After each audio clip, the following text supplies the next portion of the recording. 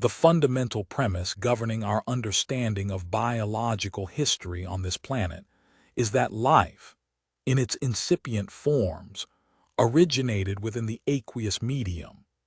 This hypothesis constitutes the bedrock of the modern theory of abiogenesis and the subsequent evolution of early cellular structures.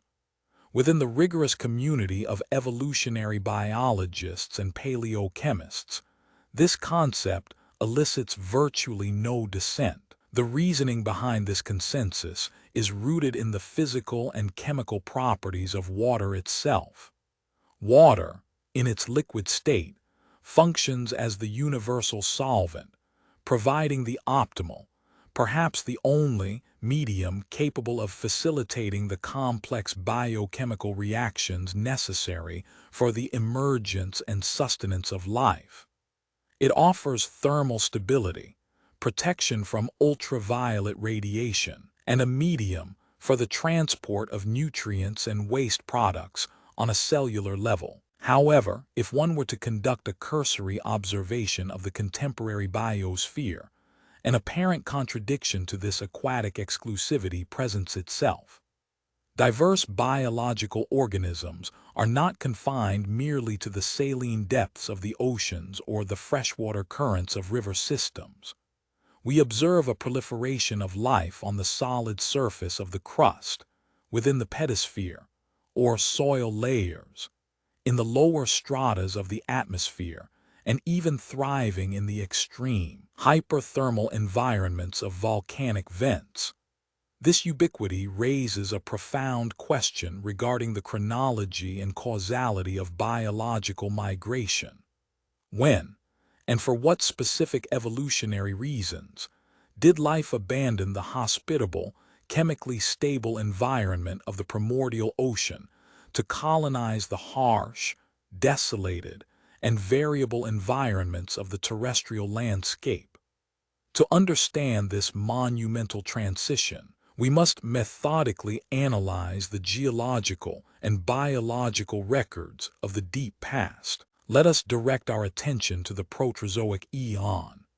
This vast stretch of geological time extends until approximately 541 million years ago. Throughout the majority of this eon, the biological narrative of Earth was written exclusively in the oceans. The terrestrial sphere, the solid continental crust, remained distinctively barren. During various intervals of this ancient epoch, the land masses bore no resemblance to the verdant continents we recognize today. Instead, the topography alternated between extremes. At times, the continents were encased in massive glacial sheets, locking the planet in a cryospheric state often referred to as Snowball Earth. At other times, during interglacial or warmer periods, the land resembled the desolate, oxidized surface of Mars, gigantic, lifeless wastelands of rock and sand, scoured by wind and radiation, devoid of organic cover or biological noise. We must focus specifically on the Ediacaran Period, the final geological period of the Neoproterozoic era. The Ediacaran commenced approximately 635 million years ago and persisted for roughly 94 million years. It is imperative to visualize the Earth of this specific time frame, not as a younger version of the present, but as a fundamentally alien world. The environmental parameters were drastically different. A modern human being, were they to be chronologically transported to the Ediacaran continents, would rapidly succumb to unconsciousness and subsequent death due to asphyxiation. This is because the atmospheric concentration of diatomic oxygen was significantly lower than the 21% we enjoy today. Estimates suggest it was perhaps half that value or even less. The visual landscape of the Ediacaran terrestrial surface consisted of endless, silent deserts and jagged, craggy mountain ranges. These geological features stood largely unchanged by biological weathering, as there were no roots to break the rock and no acids from decaying organic matter to dissolve the minerals. It was a lithosphere strictly governed by physical erosion, wind, water, and temperature fluctuations. There was not the slightest hint of macroscopic life on these rocks. Contrast this terrestrial desolation with the marine environment of the same epoch. The coastal waters and the continental shelves of the Ediacaran Ocean were relatively densely populated. However, the denizens of these ancient seas were extremely peculiar organisms, bearing almost no morphological resemblance to the taxa that dominate the biosphere today. These entities, known collectively as the Ediacaran biota, were predominantly soft-bodied.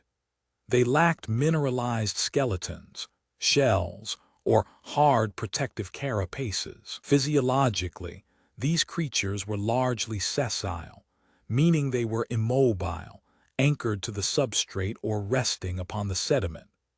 Their metabolic strategy involved the passive absorption of nutrients.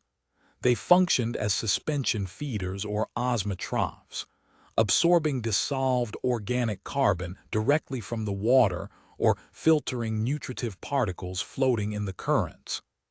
Anatomically, it is hypothesized that these organisms lacked differentiated muscular systems. They possessed no complex nervous systems capable of processing sensory input in the way modern animals do. They lacked hard armor. One might ask why such seemingly defenseless and simple biological designs were able to thrive for millions of years. The answer lies in the ecological context of the era. Predators, as a functional ecological guild, did not yet exist. The concept of one organism actively pursuing, killing, and consuming another organism had not yet evolved as a dominant strategy. Consequently, the defensive adaptations we associate with survival, speed, armor, camouflage, complex sensory organs, were energetically unnecessary. In an environment devoid of hunters, there is no evolutionary pressure to build a fortress or to develop the capacity for flight. This tranquil state of affairs, often poetically referred to as the Garden of Ediacara, was not destined to last. Towards the very end of the Ediacaran period, a paradigm shift occurred in the oceanic ecosystem. Predators appeared. The emergence of predation was a catalytic event in the history of life. Active hunting proved to be an exceptionally effective survival strategy. It allowed organisms to access high-density energy packets, the bodies of other organisms, rather than relying on the slow, passive collection of microscopic particles or dissolved nutrients. For the incumbent residents of the Ediacaran sea floor, the soft-bodied, immobile, franticless organisms, this shift was catastrophic. They were biologically ill-equipped to cope with this new threat. They possessed no mechanism for locomotion to flee from an attacker. They had no appendages to fight back or deliver defensive strikes. They had no hard shells to retreat into for protection. For the first distinct predators, the late Ediacaran Ocean was analogous to an infinite, unguarded banquet. It was a buffet of vast proportions, filled with nutritious, easily accessible protein that offered no resistance. The inevitable consequence of this ecological imbalance was a mass extinction event. A significant majority of the ancient, soft-bodied Ediacaran lineages vanished from the fossil record, presumably driven to extinction by the insatiable pressures of these new hunters. However, extinction is rarely total. Some lineages survived. These survivors were those that managed to undergo morphological and behavioral changes to withstand the new biotic threats. This transition marks the boundary between the Proterozoic and the Phanerozoic eons. Approximately 542 million years ago, a new geological period began, one that would fundamentally dictate the future biological trajectory of the planet. This was the Cambrian period. The geological strata dating to this time serve as a window into a revolution. These rock layers are replete with a sudden abundance of fossils representing highly organized, complex life forms. Unlike the soft impressions of the Ediacaran, these fossils preserve hard parts. We see the emergence of internal and external skeletons, chitinous carapaces, and mineralized shells. This phenomenon is widely known in the scientific community as the Cambrian explosion. It stands as perhaps the most significant milestone in the history of multicellular life, demarcating the commencement of the Phanerozoic Eon, the eon of visible life. The Cambrian period itself spanned approximately 56 million years, initiating 542 million years ago. While the term explosion implies a momentary event, in geological terms, it was a protracted diversification spanning millions of years. Yet compared to the slow pace of the preceding billions of years, it was indeed rapid. Among the most iconic and ubiquitous representatives of this era were the trilobites. These arthropods, with their segmented, calcitrine-forced exoskeletons and complex compound eyes, dominated the seafloors. Yet, the Cambrian was not solely defined by trilobites. The significance of this period lies in the crystallization of the predator-prey dynamic. The systemic relationship between the hunter and the hunted was permanently established during this time. In the millions of years that followed the Cambrian, the specific actors in this drama would change repeatedly. Cataclysms, climate shifts, and asteroid impacts would collapse food webs, driving dominant species to extinction and allowing marginal species to ascend. However, the fundamental principle remained immutable. Predation became a potent, relentless driving force of evolution. It functioned as an engine of selection. The constant threat of being eaten forced organisms to adapt rapidly. It instigated an evolutionary arms race. Predators developed sharper vision, faster swimming speeds, and more effective grasping appendages, while prey developed thicker armor, defensive spines, and neuromuscular systems capable of erratic evasive maneuvers. Crucially, this pressure also forced organisms to explore and exploit new spatial niches. If the open water is filled with predators, natural selection favors those who can survive in the shallows. If the shallows become dangerous, selection favors those who can hide in the intertidal zone, the space between high and low tide. This drive to escape predation and find safe havens was a primary factor in pushing life toward the uncolonized frontiers, the land. The Cambrian explosion resulted in a proliferation of novel biological architectures, or body plans. Evolution experimented with a vast array of forms. Many of these experimental lineages proved energetically inefficient or mechanically flawed and ultimately vanished from the Earth, leaving no descendants. Others, however, established the foundational blueprints for the major animal phyla we recognize today. To illustrate this diversification, we look to the fossil record between 555 and 530 million years ago. Here we find minute, benthic creatures known as Haikuella. At first glance, they might resemble primitive mollusks or worms, but closer inspection reveals a critical anatomical innovation. These organisms possessed a stiffened, cartilaginous rod running the length of their dorsal side. This structure is a precursor to the notochord. Slightly later in the record, we encounter Picaea.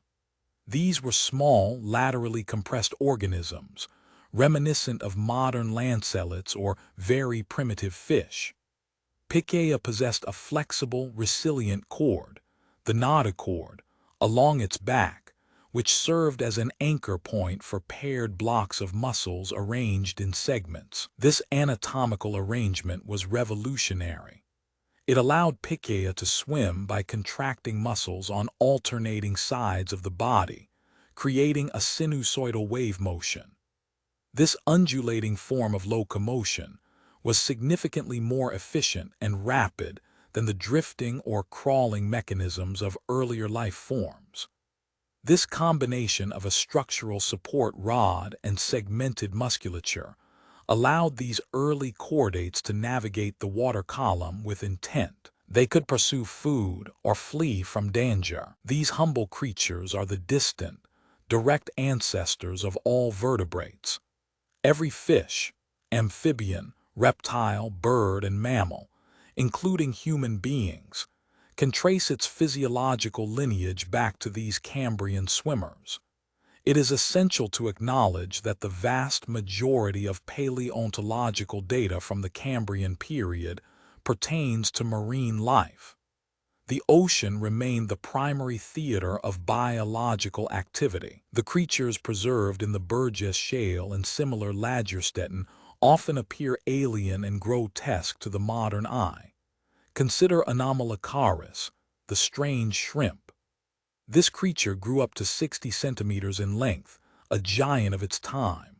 It possessed stalked, compound eyes for scanning the water and undulating lateral lobes for swimming. Its mouth was a circular, crushing apparatus, and it utilized two spiny, grasping appendages to seize prey. Anomalocaris was the apex predator of the Cambrian seas, the top of the primordial food chain. However, while the oceans teemed with these monsters, the land was not entirely ignored. Amidst the spectacular marine fossils, researchers have identified far less visually impressive, yet scientifically monumental traces. We refer here to the discovery of ancient fossilized soils, or paleosols, dating back approximately 530 million years. This time frame corresponds to the mid to late Cambrian. To the untrained eye, these rocks appear as unremarkable geological formations. However, detailed chemical and microscopic analysis reveals something profound. The existence of these specific soil structures indicates that the weathering of the continental crust was no longer purely physical. Biological processes were at work on the land. Roughly 530 million years ago, the very surface of the continents began to be colonized by the first primitive pioneers, simple algae and microbial mats. This colonization likely began in the transitional zones, wet, warm environments such as shallow lagoons, estuaries, and the intertidal zones where the ocean meets the land. In these environments, organisms were periodically exposed to the air during low tides. Those individuals that could tolerate brief periods of desiccation and direct solar radiation survived. Over generations, their tolerance increased. The advantages of this terrestrial expansion were significant.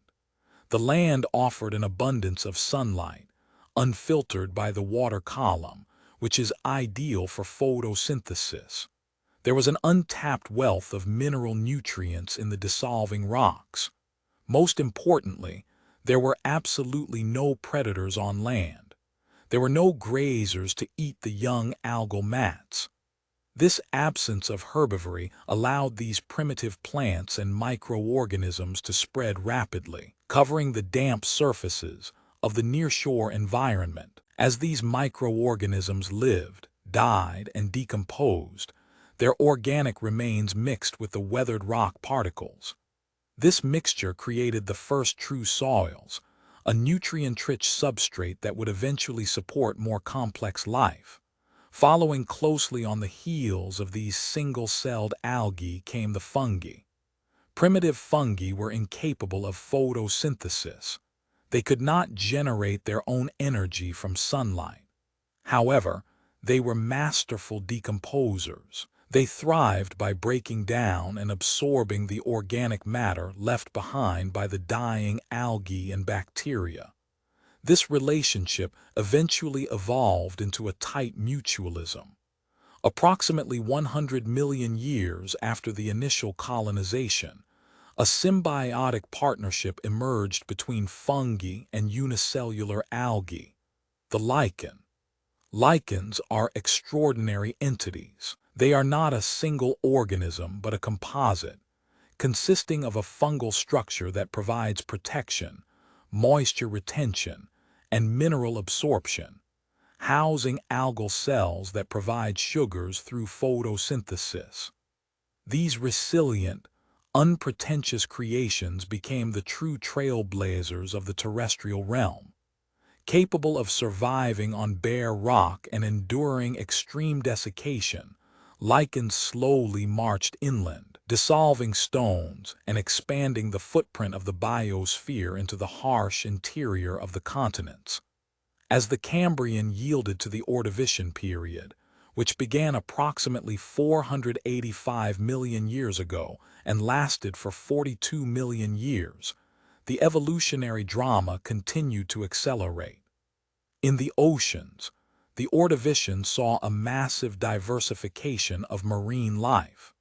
Mollusks became abundant, particularly the shelled cephalopods. The arthropods continued their dominance, giving rise to the eurypterids, or sea scorpions, formidable predators that patrolled the benthic zones. Crucially, many of these arthropods adopted a bottom-dwelling lifestyle.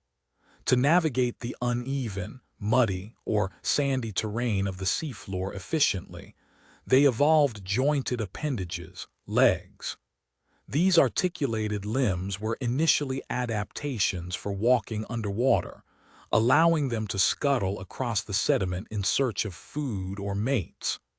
However, this physiological adaptation, the development of strong, jointed legs capable of supporting weight, would prove to be a pre-adaptation of immense consequence. Millions of years later, these same structures would facilitate the movement of animals onto dry land.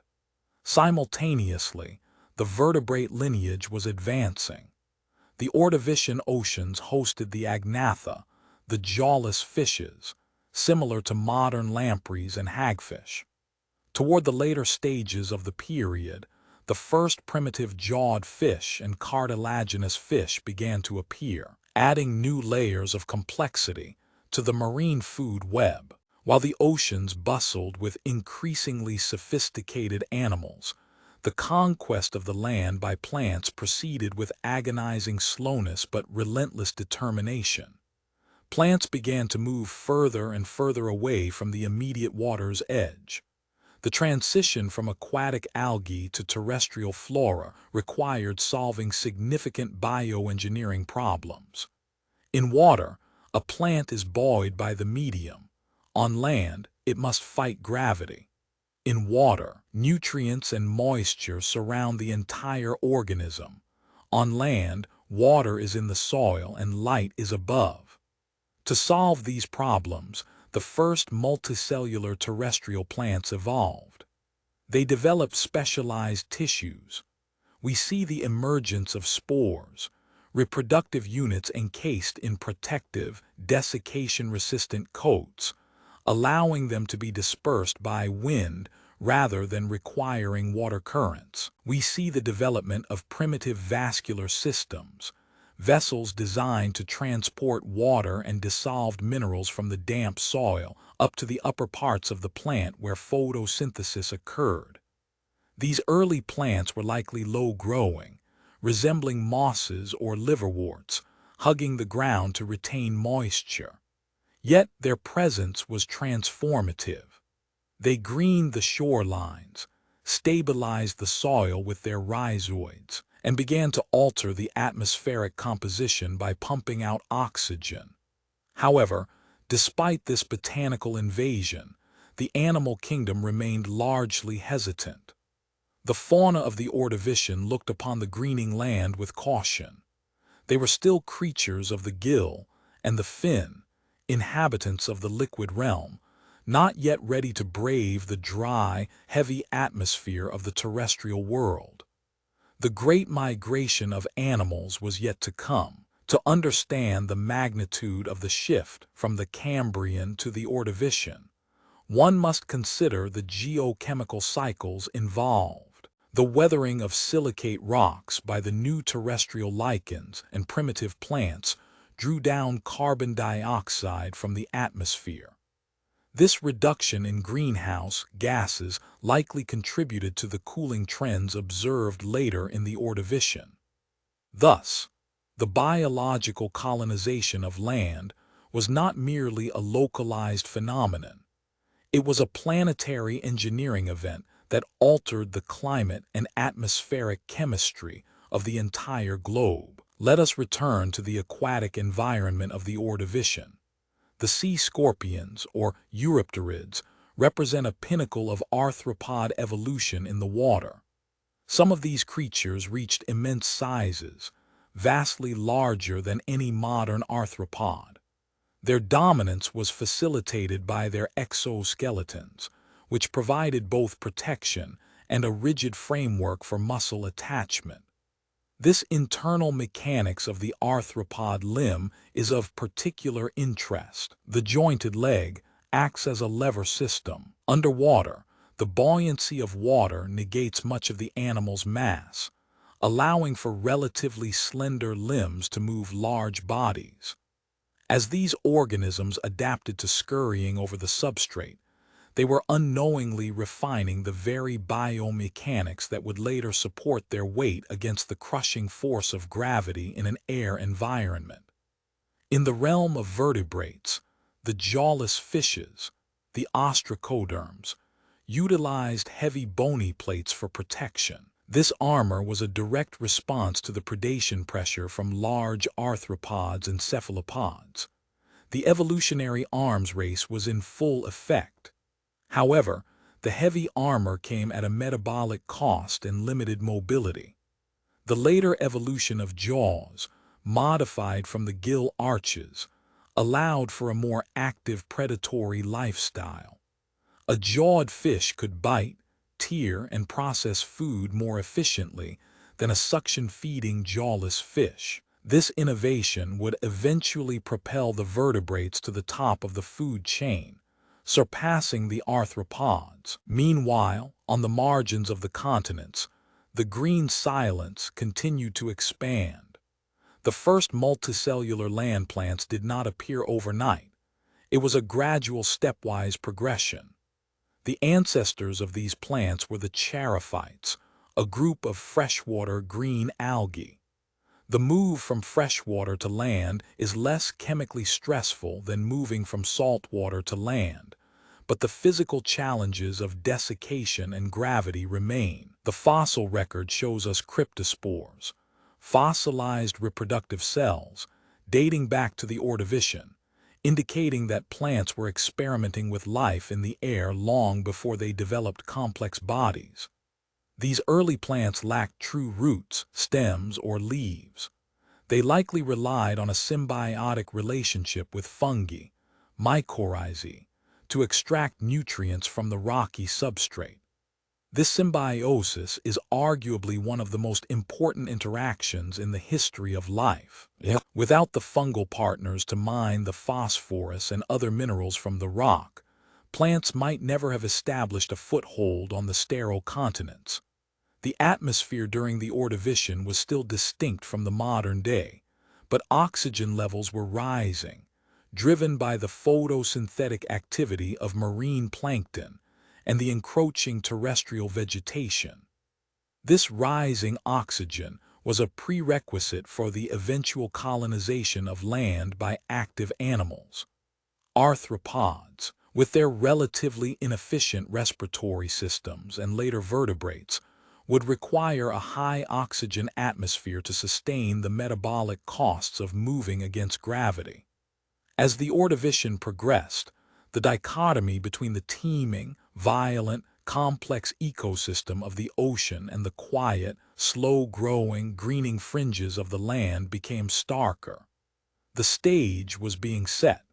The plants were building the habitat. The fungi were preparing the soil. The arthropods were developing the legs. The vertebrates were evolving the jaws and the spine.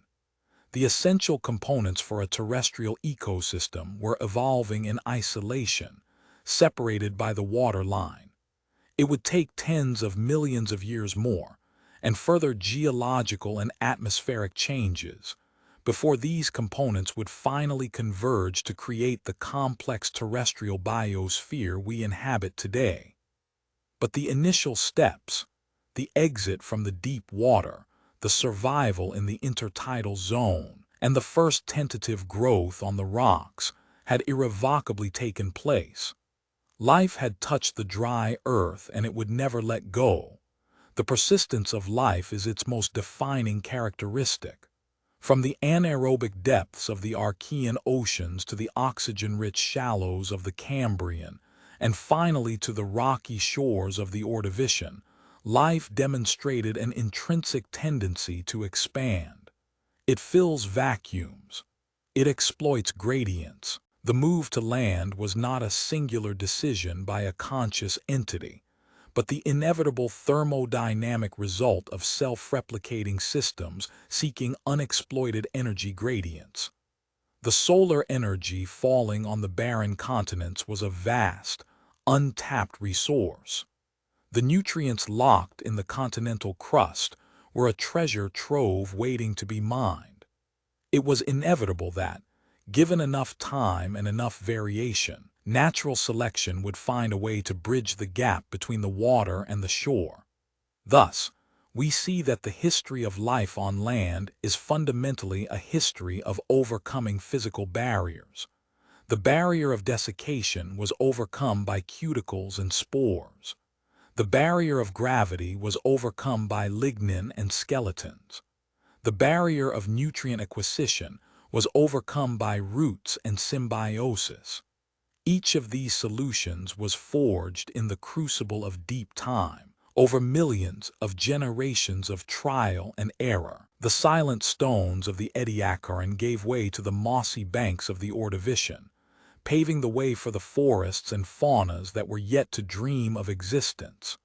In summary of this specific epochal transition, we must recognize that the journey from the ocean to the land was the most significant physiological challenge life has ever undertaken. It required a total re-engineering of the biological machine. Respiration, excretion, locomotion, reproduction, and sensory perception all had to be reinvented for a fluid medium, air, that is 800 times less dense than water. That this transition occurred at all is remarkable. That it occurred multiple times, across different lineages of plants, arthropods, and vertebrates, stands as a testament to the adaptability and relentless potential of biological evolution. The foundations laid down in the Paleozoic era, from the Cambrian explosion to the Ordovician greening, constitute the biological substrate upon which our entire modern world is built. Without the pioneers of the intertidal zones, the terrestrial world would remain as silent and barren as the deserts of Mars. We have traversed the timeline from the genesis of life in the primordial waters, through the frozen and barren landscapes of the Proterozoic, into the oxygen-deprived strangeness of the Ediacaran. We have witnessed the dawn of predation and the subsequent explosive diversification of the Cambrian. We have observed the first microscopic colonization of the land and the establishment of the predator-prey dynamic that drives adaptation. Finally, we have seen the slow, green creep of vegetation and the pre-adaptation of marine animals in the Ordovician. This sequence of events, spanning hundreds of millions of years, explains not just the how, but the why of life's exodus from the ocean. It was driven by the eternal biological imperatives: escape from danger, the search for food, and the colonization of empty space. The dry land was the ultimate frontier, and its conquest changed the face of the earth forever.